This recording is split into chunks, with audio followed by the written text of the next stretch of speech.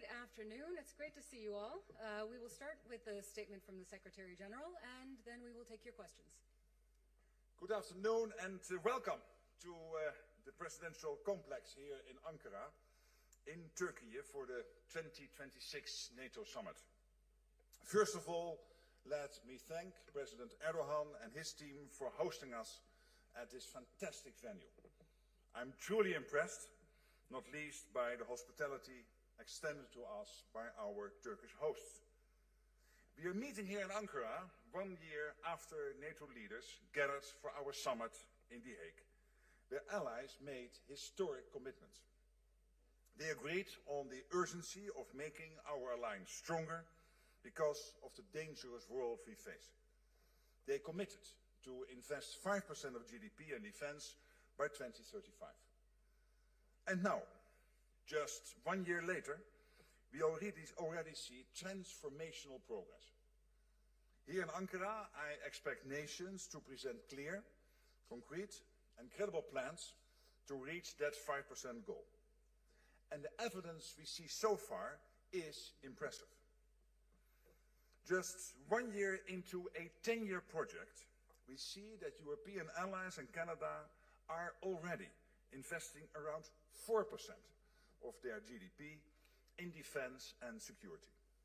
This includes major increases to allies' investments in core defense, as well as their defense and security-related investments. Last year, European allies in Canada spent nearly 20% more on core defense than they had the year before. Looking at 2025 and 2026 combined, that's $258 billion in extra investments. And the trend continues. We will need more forces, more resources, and a much stronger industrial base. After years of underinvestment, we are producing real capabilities. European allies and Canada are now on a trajectory to equalize the defense spending with the United States. And not just that, they are taking on more leadership within NATO's command and control structure, stepping up on conventional defense, on efforts to bolster our deterrence and defense, including along the entire eastern flank in the Baltic region and the Arctic, and spearheading support to Ukraine. All of this is evidence of a real shift in mindset. A stronger Europe in a stronger NATO. The investment is there, and now we need to ensure that we are translating our economic might into military capabilities, putting the cash to work, from defense plans to drones, from money to missiles and interceptors. This means ensuring innovation is front and center, overcoming fragmented national defense industries and cutting red tape. The NATO Summit Defense Industry Forum, which we'll host tomorrow, will be the platform where we showcase how we are working with industry to deliver the capabilities that credible deterrence and defense demand. We will announce tens of billions in new contracts that will provide the crucial kit we need to deter and defend. And then our industries, from Arkansas to Ankara, combine their strengths and step up supply. The result is not only improved security. This will help grow our economies, spread innovation, and support hundreds of thousands of jobs on both sides of the Atlantic. So we are investing in our own security, ensuring we have what we need to safeguard our societies today and tomorrow. Because the threats we face are real, including from Russia, which continues to wage war on Ukraine. Right now, Ukraine is changing the dynamics on the battlefield, thanks to the bravery, the dedication and ingenuity of their armed forces. But they need our continued support, especially when it comes to air defense. Russia continues drone and missile attacks on Ukrainian cities, with another horrific attack just last night. So as Ukraine continues to defend its sovereignty, allies and NATO partners must continue to ensure Ukraine gets what it needs. And let me be clear, all allies need to pull their weight so that our support to Ukraine continues to flow. Because Ukraine's security is so closely linked with our own. So that's the overview of our agenda for the summit here in Ankara. We are delivering on the commitments made in The Hague to invest in our defense. We will ensure that we are rebalancing for the better, fairly sharing the responsibility for our shared security. We will turn cash into capabilities, joining forces with industry. And we will continue our robust support for Ukraine, reminding President Putin that we are firm in our commitment. Over the next 2 days, the 32 allies, along with partners from Ukraine, the European Union, the Indo-Pacific and the Gulf, will gather to ensure that NATO continues to deliver. Together, we represent nearly 2/3 of the world economy. And we are coming together because we know that cooperation is key. We are stronger together, in NATO, with partners, to ensure the freedom and security we all hold dear. Thank you. All right, and now we'll head to questions. We'll start over here, fifth row towards the end.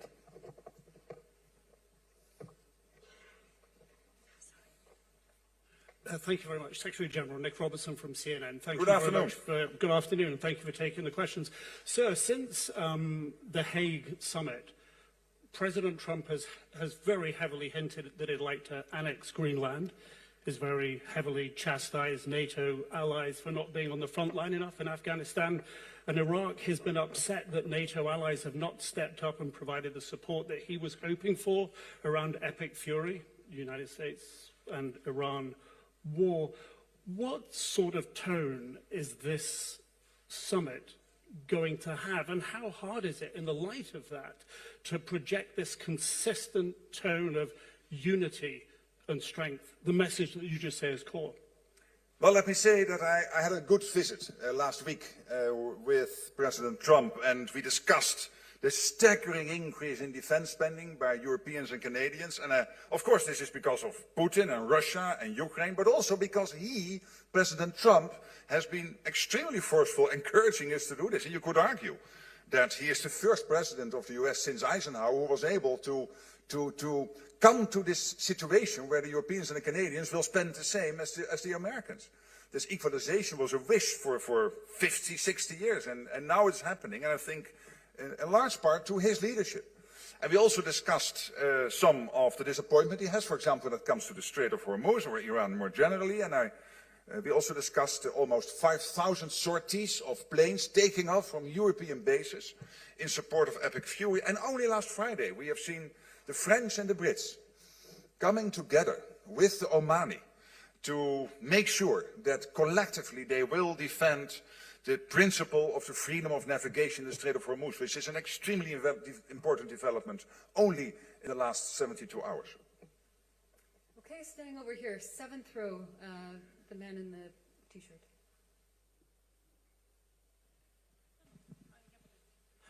Mr. Secretary-General. Where are you? I need to see you. Yes, hi. Yeah. Good to see you. My name is Volodymyr Brunets. I'm from Kiev, Ukraine, ICTV. Obviously, this summit is happening just across the Black Sea from Putin's war against Ukraine. And we have seen clearly what happened last night was obviously a clear message to NATO. Have the leaders discussed that message? Have they heard it? And what will they say in response? Well, I think what the message last night again was of how desperate Putin is. Because you guys, the Ukrainians, are doing well on the battlefield. When you look, and of course this is terrible news for all the Russian families involved. Putin is willing to accept that up to 35,000 of his own, primarily men in uniform, are getting killed on the battlefield. Which is terrible news for the families. But of course, from a military point of perspective, important for Ukraine. You are successful there. You are hitting the Russian economy. You are hitting deep into Russia when it comes to energy infrastructure, when it comes to crucial defense industrial capacity of Russia. And you are able on the front line to prevent the Russians from making big advances like a couple of months ago, where at least they made some progress on the front line. They are not doing that anymore. It is now more or less of a stalemate. So what happened last night is an indiscriminate attack on innocent civilians, on infrastructure, cities in Ukraine, people getting killed. But this is not the way Russia can ever win this war. Of course, it is terrible for the people involved, and my thoughts and prayers are with them and the people in Kiev and other cities who have to go through this. But fact is that you guys are doing so much better over the last couple of months than only 3 or 4 months ago. Okay, let's come to this side of the room. The fifth row, woman in the brown t-shirt.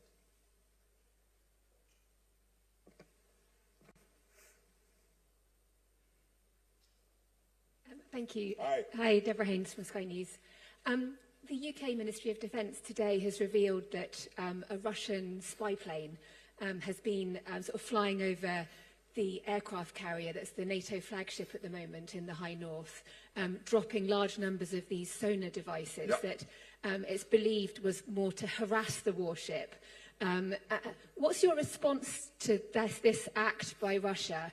And do you think that the fact that Russia's decided, feels confident enough to harass a NATO warship on the eve, just ahead, a few days before the NATO summit, we've had these drone sightings across, sites across Europe, lots of other sort of sub-threshold activities. Are you worried that it means that NATO is failing to deter Russia under the threshold of conventional war, despite all of this strong language about increasing defences? To the contrary, and your country, the United Kingdom, did exactly what needed to be done. And let me commend the British military for the actions they took. That's part one of my reaction to your question. Part two is that it also shows the unprofessionalism of the Russians. Willing to do this so close to the ship, of course, that's reckless. It's unprofessional. And again, the UK armed forces did exactly what they needed to do. And this is evidence that we will defend ourselves. All right, and then just behind her in the sixth row.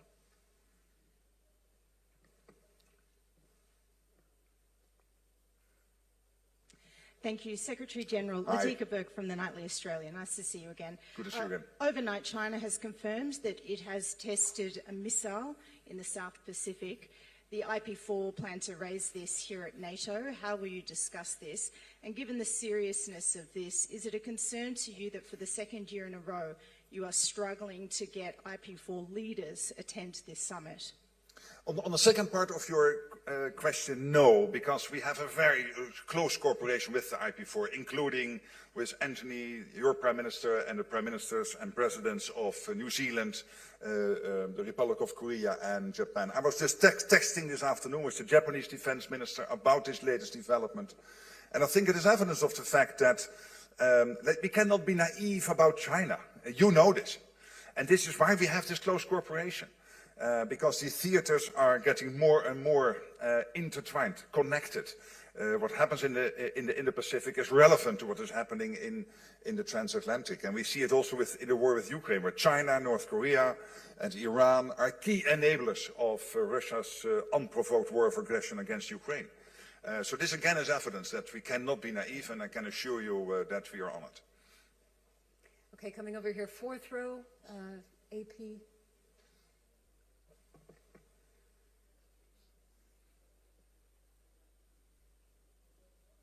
Lorne Cook from the Associated Press.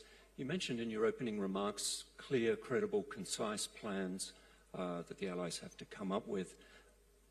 What if they don't, is the obvious question. The US envoy has spoken of something in store, if that's not the case. And then more generally, if we look at this stronger Europe in NATO, how does NATO actually accommodate that? How do you give them more planning responsibilities, more command? How do you simplify the political decision-making that is really difficult to do? I don't think so, and that's to your second part of your question. That's already happening. You see Europeans taking over commands in NATO when it comes to the real war fighting, and the Americans will then make sure that when it comes to land, air, and sea commands, they will take care of those. So there is already a clear distinction of labor where the Europeans are stepping up. We see the same when it comes to Ukraine. The US still providing crucial kit into Ukraine, defense industrial output like interceptors, were paid for by the Europeans and Canada. And we see it on so many other fronts. When you look at the mass of people in the forward land forces, when it comes to Baltic sentry, Eastern sentry, Arctic sentry, it is the Europeans and the Canadians providing the mass of the men and women in uniform there. So that's Europe and Canada stepping up. So that's already happening, and the present structures accommodate for that. And when it comes to your first part of your question, the good news is with the 250 billion extra spent in 25 and 26, can you imagine? $215 billion by the Canadians and the Europeans. That means that we have reached the max in terms of absorption capacity. Why?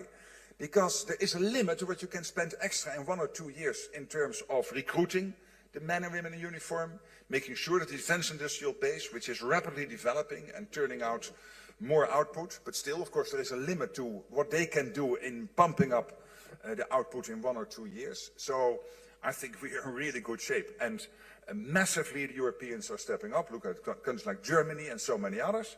And of course, if 1 or 2 still have to be convinced, we have ways to do that. All right, we're going to come here in the third row, and I'll ask the mic to first come to the man in the black T-shirt, and then the woman next to him. So if you could just wait there. Thank you. Ah, he's Dutch. Watch and learn.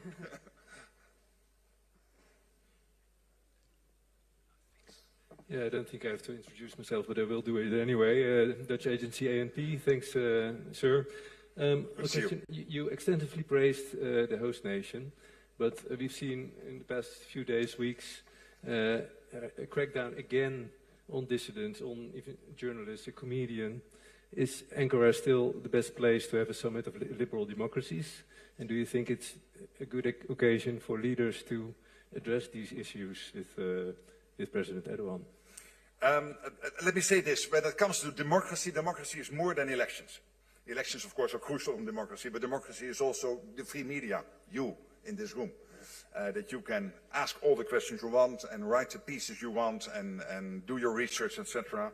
And of course, democracy is also for people to be able to organize demonstrations if they so choose. So it's much more than only free elections. When it comes to the media, it is very important for NATO that media can attend major events in person. Okay, and then the woman here. Pırıl Cennet Milliyet. Where are you? Here. Just next to me. Yes, hi. Yeah. Sorry. Pırıl Cennet Milliyet. Secretary-General, how important is Turkey to NATO's future security strategy? Very important. Of course, you were there almost since the beginning, since 1952, so a couple of years after the start, Turkey joined NATO. You have one of the biggest armed forces in NATO, well trained. And particularly the last 5 to 10 years, you have rapidly developed your defense industrial base. You have now about 3,000 companies every day churning out the kit, the defense industrial output our men and women in uniform need to defend ourselves. So for all these reasons, Ankara, Istanbul, Turkey as a whole is really important. And your place on the map is important, your leadership in NATO is important, and the fact that you organize this summit now, this NATO summit here in Ankara, is evidence of that. Okay, we're going to come back to this side of the room. We're going to start in the second row. The man in the suit with the glasses. Maybe come to the front row. I think that'll be easier if you get it from there. There are more than one man in his glasses. This is true, but in the second row, in a suit with a tie. And a tie, you're right. This is enough detail. Thank you very much, Mr. Secretary-General. Robert Hello, sir. Rofițucal, European Romania. Mr. Secretary-General, this summit is taking place amid renewed calls from the US side for European allies to assume greater responsibility for NATO's defense, while the US reviews its military posture in Europe. How confident are you that this burden-shifting model will strengthen, not weaken, the US commitment to European security, and what message does this send to both Ukraine as a partner and Russia as a threat? And also, if I may, because colleagues mentioned threats from Russia, drones have been and continue to be a threat. We've seen this in the eastern flank from the Baltic to the Black Sea. Will this be addressed in the summit and also at the NATO Industry Forum, and how it will be addressed? Thank you. Absolutely, you will see tomorrow that we will talk about drones. No doubt leaders will bring this issue up on Wednesday, when we have the leaders meeting, but also tomorrow in the industry event, you will see drones front and center in many discussions. It's crucial. When it comes to your first part of your question, let me first of all say the changes to the NATO force model, and again, this is a planning tool. So it means that nations declare what they will provide to the collective if SACEUR, the Supreme Allied Commander, needs it. And what the US has done, and I think this was important, is assessed again what they can provide to NATO in case of a two-theater conflict. Let's say a conflict in the Indo-Pacific and in the Euro-Atlantic. And as General Krinkevich, the Supreme Allied Commander, has already stated, it makes us stronger that we know what we can count on. It's not a massive drawdown in terms of what they will provide, but we now know much more exactly what the Americans can provide, and already the Europeans are backfilling. But there's more to this question than only this discussion about the NATO force model. What you are seeing is a NATO which indeed is changing in a transformational sense. I would argue that the NATO as we had only 3, 4, 5 years ago was not sustainable. It is not sustainable that we ask a country with 350 million people living 8 hours flying from here to defend against the Russians, with 600 million people living in this part of NATO territory, the richest part of the world, being so overly dependent on the United States. So rebalancing that, the United States still providing the nuclear umbrella, the United States still providing a crucial conventional support to NATO as a whole, and therefore to the transatlantic security, and therefore, of course, also to their own security, for example, preventing nuclear submarines from Russia ending up on US shores. But generally speaking, rebalancing that is crucial, and therefore a stronger European role, Canada also stepping up, is important, because otherwise the alliance, to be honest, would long-term probably not have been sustainable. We are now creating an alliance which is sustainable, where the US knows it is a fair deal. We are spending the same as they are, taking more responsibility for the conventional defense of Europe, stronger NATO. Yes. All right, we're going to take 2 more on this side and then come back to this side. So here in the 3rd row towards the center. We know him. Secretary General, nice to see you. Steve Sedgwick from CNBC. Sir, I Hello. admire your optimism, which has followed through since the groundbreaking achievements in The Hague. But if we were in such a good place, why would Pete Hegseth be accusing allies of freeloading, of free-riding, having a review which is holding the sword of Damocles over you and NATO about which parties will pass, which will fail? You talked about the European money which is being spent, and yet he's dividing nations, saying you get support, you won't get support if you don't spend enough as well. The US is splitting NATO, isn't it, rather than bringing it together? It is not. It is, I think, bringing NATO closer together, and having a review regularly, I think, is only wise. And the way it will be organized, with the Supreme Allied Commander being center stage in the review, the fact that the Americans have declared very clearly that they will do this in close coordination with all allies, I think is absolutely important. And as we have seen previously with the NATO force model, of course, these adjustments are different from the review. These are different tracks and different processes. But also there they have done this in close coordination and consultation. So no worries there. Okay, the row behind him, the woman towards the center. Both. No. There are many. The mic is coming.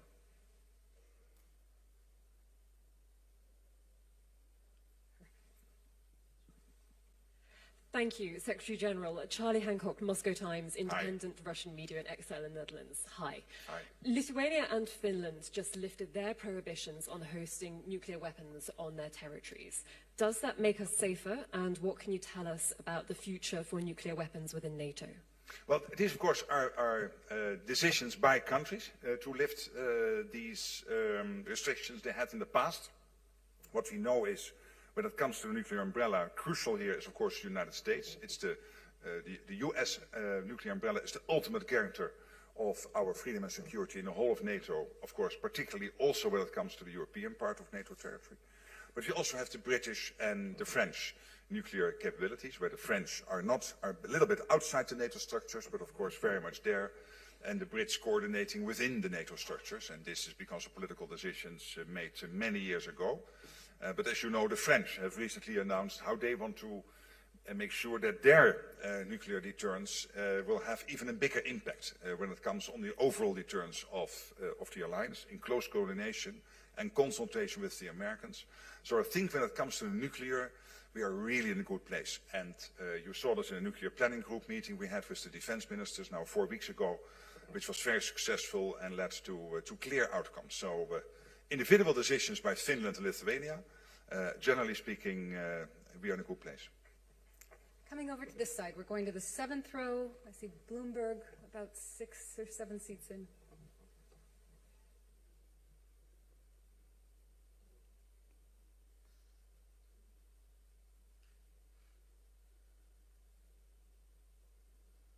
Who is Bloomberg?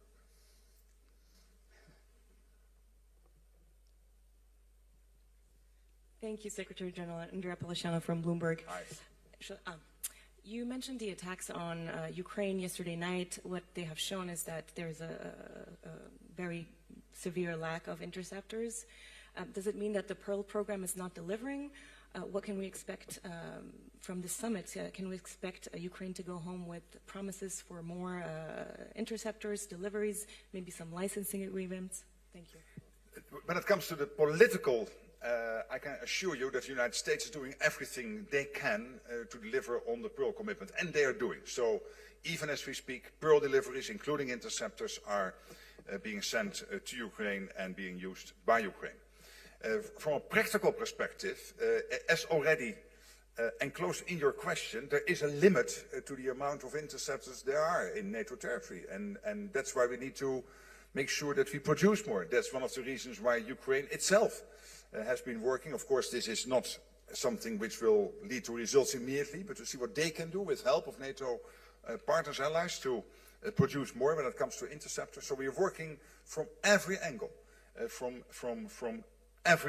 everybody is involved in this. But when it comes to Pearl in the United States, I can only commend them for what they are doing in terms of making sure that flow continues.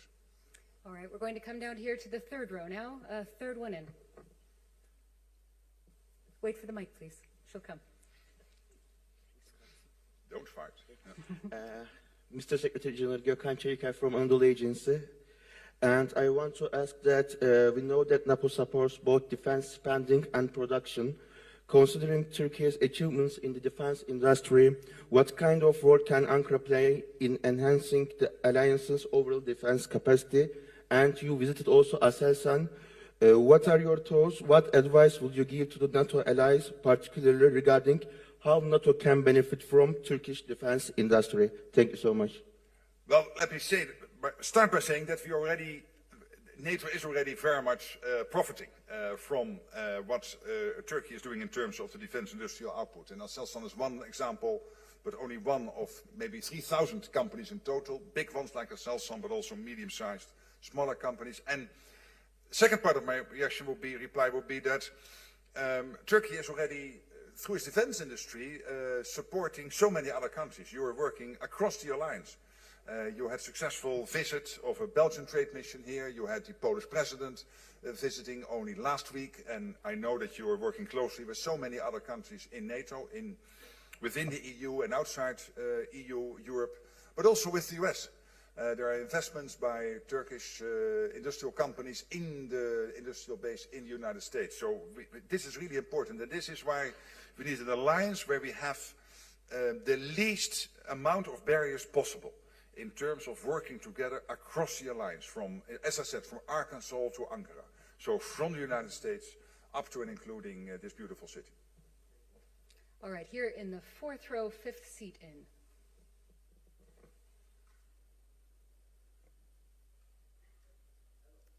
Hello. I am Emre Karaca from Habertürk TV, from Turkish TV channel. Maybe you mentioned that all part of my question, but I'd like to underline specifically actually.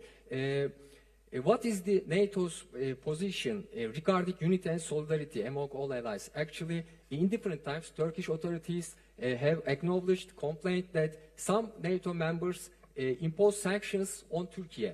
And do you agree that hidden sanctions have been implemented by some NATO members to other NATO members, actually, specifically, of course, Turkey. And do you agree with that, the argument that actually European Union countries, a discrepancy between European Union countries of members and others, of course? Would you like to say your position, your perspective? Thank you. Thank you for that question. And obviously, from my position and role, it is important that all 32 allies work together, again, as boundarless as possible, without any barriers when it comes to, for example, sharing defense industrial output, and making sure that we work across the alliance and across the Atlantic. Of course, in an alliance like NATO, you will always have your political discussions and sometimes disagreements. People are always getting overly excited when that happens. I don't. I think it is only incumbent on democratic alliances that you sometimes have those discussions, and then it is my role to discreetly, behind the scenes, see what I can do to help to solve it. So not to speak about it in public, so that I can be of maximum help behind.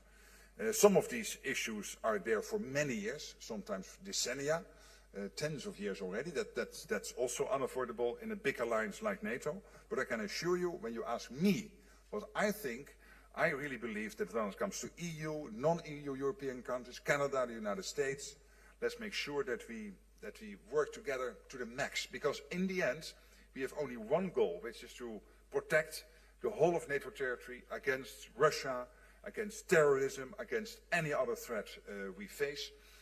And that means that, internally, we can have these discussions again, no problem, but then solve them and come together.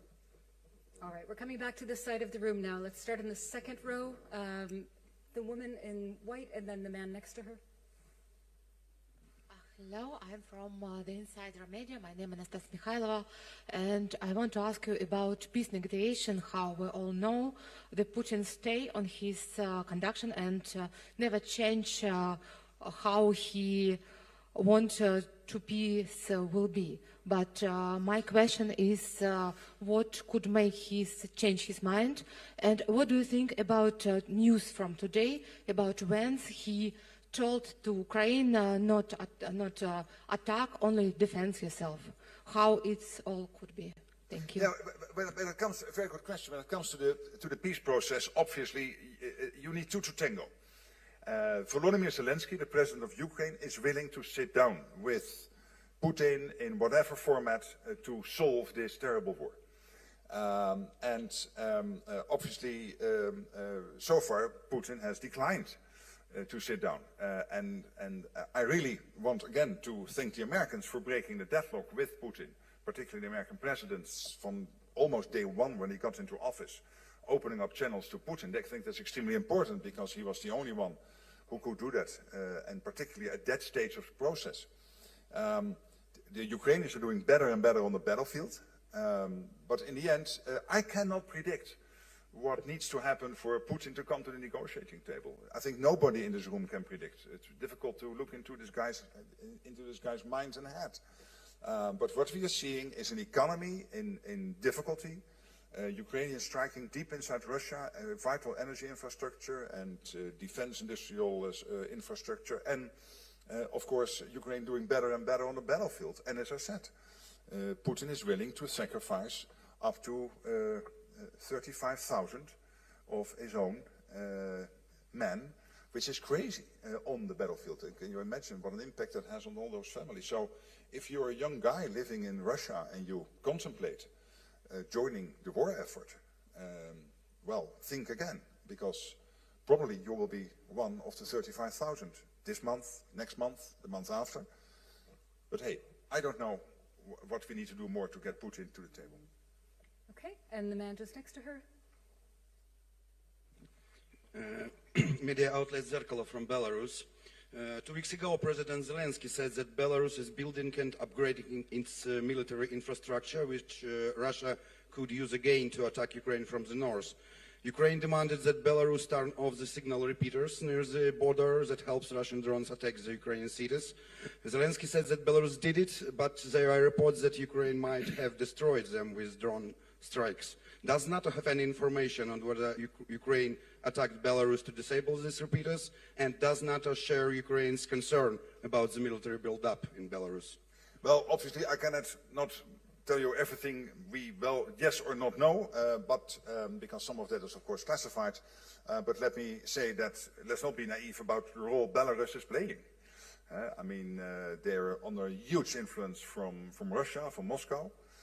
So I think what happens in Minsk is very much inspired, to use that word, by Putin. And that's, I think, clearly coming from the statements of Zelensky. All right, we're just about out of time. We'll try and take a couple more questions. Let's come here in the second row.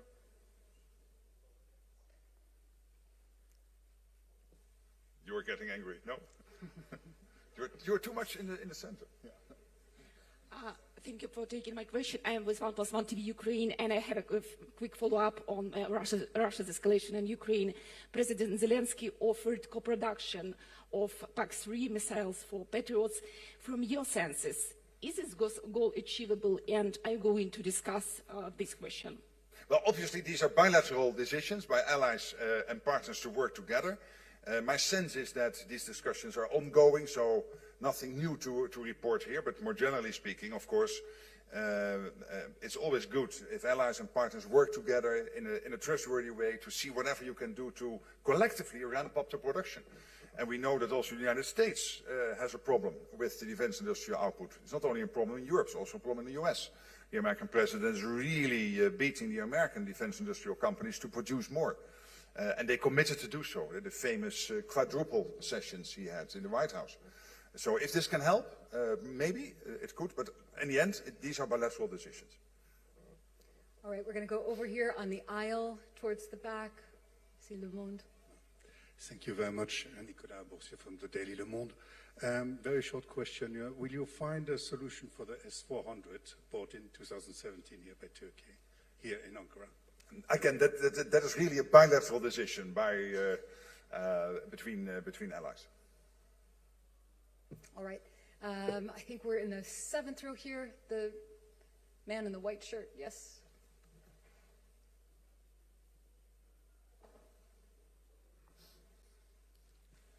Thank you, Alison, and it's Joe Barnes from the Daily Telegraph. Hi. Hello. You spoke about, and I can't remember your exact words, about ensuring that NATO allies can meet their spending goals and targets.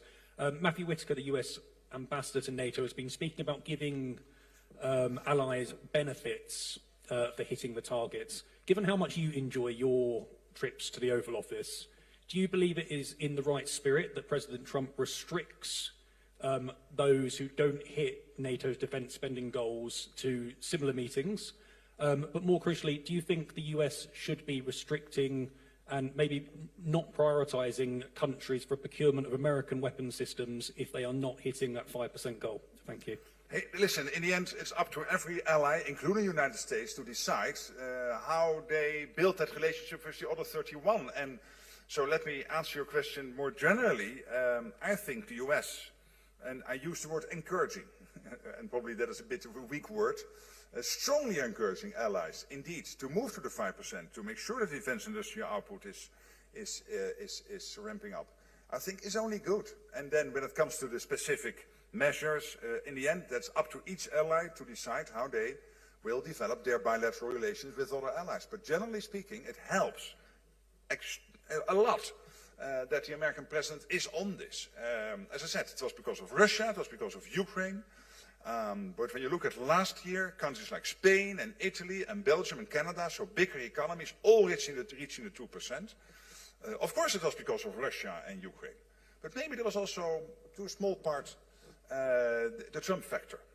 And I commend him for it, because he's the first one since Eisenhower who is delivering on this and making sure that where the US has always been committed to NATO, that this expectation the US had since Eisenhower, that we spend the same as they do, as the US is doing, we are getting there now. All right. Thank you all so much. That's all we have time for this afternoon, but we will see you again, and we look forward to it. Enjoy your time here. Thanks so much. Next time you sit on the side. Hey. Take care.